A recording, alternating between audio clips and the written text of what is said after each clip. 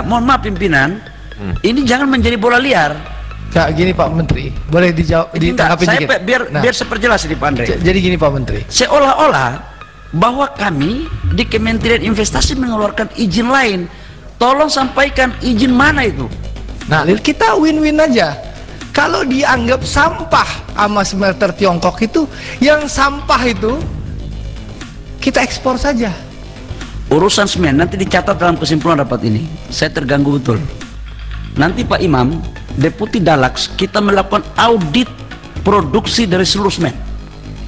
Jangan saya dianggap main-main dengan urusan ini, Pak Andre.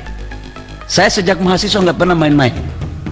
Dan ini saya akan usut betul, Pak Andre. Kan dianggap smelter Tiongkok ini barang ini sampah. Lu angkat atau lu gua beli dengan berapa harga yang gua mau. Pak gitu Menteri, loh. Ini penting loh Pak, supaya rakyat tahu smelter Tiongkok tuh memperlakukan ini barang sampah. Lu angkat atau lu gua beli sesuai mau gue. Saya pikir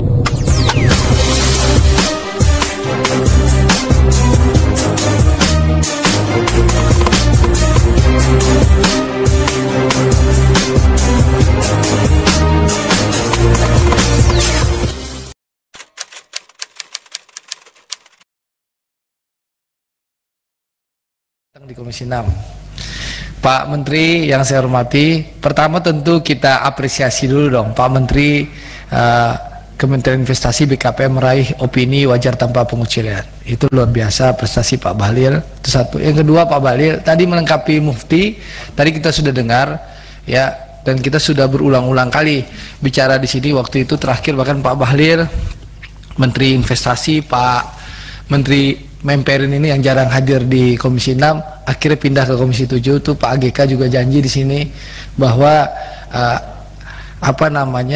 tidak ada lagi investasi semen, tapi ternyata kan masih ada Pak.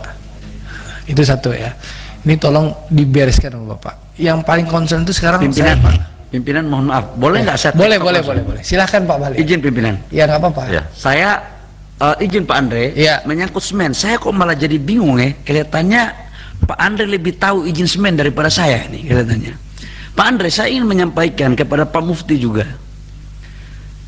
Moratorium semen itu tidak diputuskan di ratas. Ya, betul. Dan nggak pernah ada lagi satu izin semen yang di Kalimantan Timur itu untuk basis ekspor 82% sampai 90%. Karena kontraknya itu sudah dilakukan sebelumnya. Selebihnya nggak ada.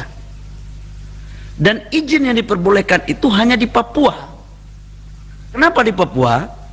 Karena antara supply and demand belum berimbang. Pabrik di Manokwari itu hanya mengcover 1,5 juta outputnya.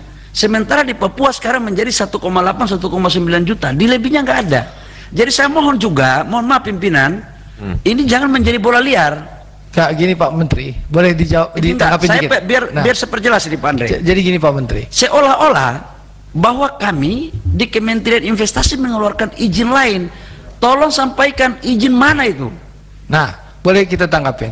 Pak Menteri beralasan, saya tidak mau menanggapi Papua karena memang Papua membutuhkan. Ya, kita coret nih Papua dari pembahasan kita. Saya ingin menyampaikan Pak Menteri, bagaimana cara pemerintah mengontrol bahwa semen yang diproduksi di Kutai Timur itu akan bisa diekspor semuanya Pak Menteri. Karena mohon maaf Pak Menteri, dengan segala hormat, pemerintah kita tuh lemah untuk mengawasi berbagai hal. Ya, tadi Mufti sudah bilang soal tenaga kerja saja kita lemah mengawasi. Apalagi soal ekspor, nanti tiba-tiba yang ngakunya ekspor ternyata enggak. Nah ini yang perlu Pak Menteri. Jadi kita mengkritik pemerintah ini dalam rangka mendukung pemerintah. Itu perlu ini garis bawahi Pak Menteri. Kita ini partai pendukung pemerintah sekarang Pak Menteri. Ya itu Pak Menteri pahami dulu. Ya akhirnya menyebabkan pemerintah ini digebukin kanan kiri Pak Menteri. Nah, mohon maaf, itu yang perlu dipastikan. Jadi gini, kan Mufti Andre Rosyadi dan seluruh anggota Komisi 6 didatangi sama Serikat Pekerja Semen, lalu didatangi banyak pihak, lalu mereka menyuarakan kepada kita. Nah, itu kita menyampaikan karena kita sayang sama Pak Menteri, supaya pemerintah itu punya garis yang jelas bagaimana mengawal hal ini supaya nanti jangan sampai dibangun. Sebentar Om Demar, ini penting. Mungkin begini. Itu satu. mungkin itu begini. satu. Yang kedua, Pak Menteri, itu semen nanti Pak Menteri silahkan jawab. Carilah caranya pemerintah benar-benar bisa mengawasi, ya. Oke, dapat dipahami. Itu dapat dipahami. Itu satu. Yang kedua, Pak Menteri yang tersayang, ya kita cinta sama Pak Menteri. Yang kedua, Pak Menteri, di dalam ruangan ini minggu lalu itu Bang Lutfi 2 kali rapat sama saya sudah saya ingetin soal nikel, ya. Alhamdulillah hari Jumat kemarin di Kementerian Perdagangan sudah mengundang teman-teman Asosiasi Pengusaha Nikel Indonesia yang memang setelah perjuangan Pak Menteri dengan Kementerian Perdagangan sekarang harga patokan mineral kan sudah dipergunakan, ya. Tapi kan permasalahannya ini yang perlu kita garis bawahi, bahwa setelah disurvei sama Sukovindo dan Surveyor Indonesia, misalnya kandungan ore 1,8, tiba-tiba di smelter Barangkawan itu jadi 1,5 Pak Menteri. Dan semua pengusaha berteriak. Mungkin teman-teman Pak Menteri juga ada yang berteriak itu. Nah, ini kami sudah sampaikan ke Menteri Perdagangan. Ya, Menteri Perdagangan akan memanggil ya para asosiasi surveyor itu, Sukovindo, Surveyor Indonesia dan berbagai surveyor itu. Nah, kenapa ini terjadi? Nah, kalau di Sukovindo dan Surveyor Indonesia 1,8 kok tiba-tiba di Anindya jadi 1,5. Saya tanya langsung, kebetulan Sukovindo dan Surveyor Indonesia ini kan mitra Komisi 6. Saya tanya sama dirut-dirutnya, Pak Dirut, apa mungkin dari 1,87 bisa berubah jadi 1,5? Mas Andre, ini mineral. Mineral itu kalau turun dari 1,87 paling jauh 1,86.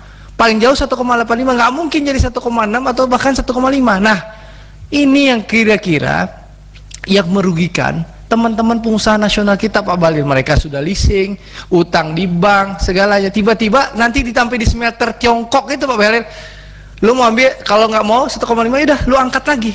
Nah, saya ingin memberikan solusi ke Pak Bahlil. Ini kan bentuk kezoliman. Nah, saya usulkan ke Pak Bahlil, kita win-win aja. Kalau dianggap sampah sama smelter Tiongkok itu, yang sampah itu kita ekspor saja. Kan dia nggak mau makan, ekspor, jual misalnya dengan $40, bayar pajak 15%. Jadi pengusaha kita nggak rugi, negara juga nggak rugi, ya. Itu saya sudah usulkan ke Menteri Perdagangan.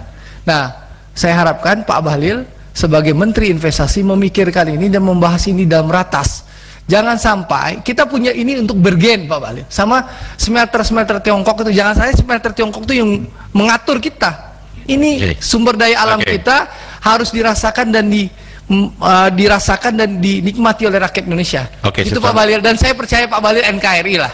Nah, tolong Pak Bahlil cari solusinya. Terima kasih Pak Bahlil. Terima kasih pimpinan. Substansinya dapat dimengerti oleh Pak Bahlil ya. Pimpinan, saya izin waktu biar tidak bias supaya media juga tulisnya yang benar.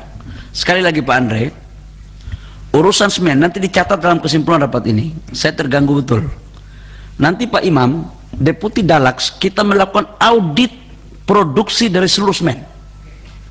Baru kemudian kita bandingkan antara total kapasitas produksi dan realisasi dan permintaan.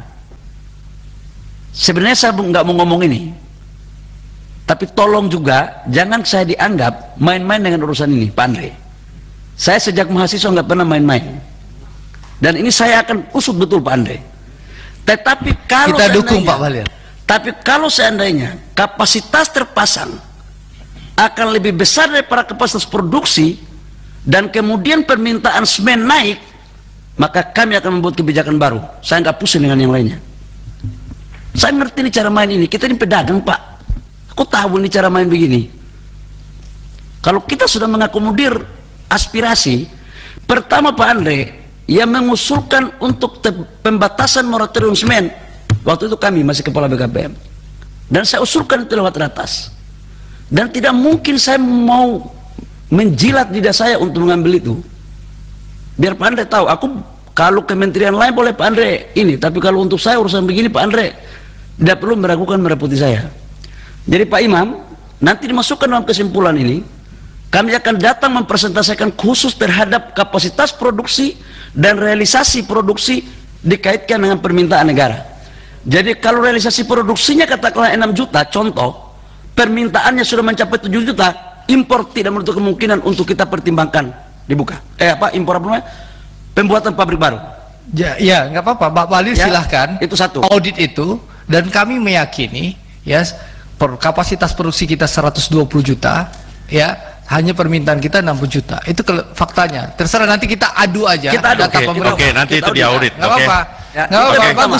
Bagus itu dibuka. Yang kedua, izin pimpinan menyangkut dengan nikel. Saya setuju Pak Andre. Saya ini mantan pengusaha nikel Pak Andre. Waktu proses untuk bagaimana menghentikan ekspor nikel, 4 hari saya masuk jadi kepala BKPM dan kami mengusulkan untuk ekspor nikel, dan kemudian itu terjadi. Harapan kita adalah agar terjadinya hilirisasi, tetapi saudara-saudara kita, teman-teman kita yang melakukan nikel ini dibeli dengan harga yang pantas. Itulah kemudian muncul HPM. Bahwa di dalam permainan ini Pak Andre kan tahu kelakuan-kelakuan ini barang. Tetapi kalau memang itu yang menjadi perhatian, itu sudah ada satgas khusus untuk pengawalan terhadap harga HPM.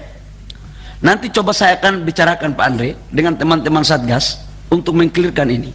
Tapi yakinlah bahwa sampai kapanpun idealisme kita untuk bagaimana mendukung teman-teman dalam negeri itu sesuatu yang sangat prioritas. Jadi Pak Pimpinan, kita tidak meragukan idealisme Pak Bahlil. Kita memberikan solusi, masukan kepada Pak Bahlil. Bagaimana teman-teman yang dizolimi ini dianggap sampah, itu yang diekspor.